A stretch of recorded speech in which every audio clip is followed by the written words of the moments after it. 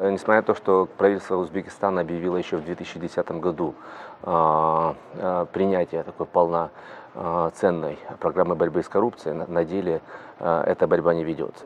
Элита продолжает обогащаться за счет различных коррупционных схем, которые имеют место по закупкам импорта, то есть закупкам всего продовольствия, а это много ни мало 11% от ВВП. Это многомиллиардная сумма, которая, в принципе, питает все эти элитные круги, в то время как народ продолжает жить, как и жил, за счет гастарбайтеров, которые вынуждены ехать искать лучшей жизни в России.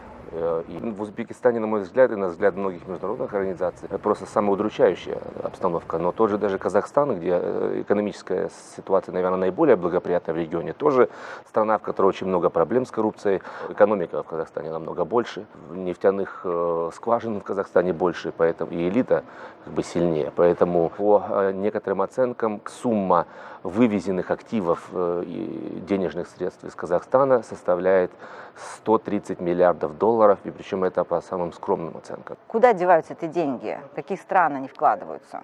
Деньги в том числе в Великобритании. Вот наша встреча была в Чатем-хаузе, мы говорили об активах бывшего зятя президента Назарбаева Рахата Алиева, который покончил жизнь самоубийством в тюрьме в Вене год назад. Вот только его активов, принадлежащих ему, а сейчас его вдове, насчитано в Лондоне на сумму более 130 миллионов фунтов стерлингов. Что касается многомиллионных сумм, связанных с дочкой президента Каримова, Гульнары Каримовой, вы знаете, что замороженные счета на многие сотни миллионов долларов, которые, по подозрению тех же американских следователей, принадлежат дочке узбекского президента, которую она получила в форме взяток за различные бизнес-сделки. Есть ли возможность возврата этих денег домой, на родину, в тот момент, когда в этих странах, в Казахстане, Узбекистане, установятся демократические режимы? Да, эти деньги должны, конечно же, быть возвращены на их историческую родину. Совсем недавно бывший премьер-министр Казахстана заявил о необходимости проведения так называемой криоэкономики,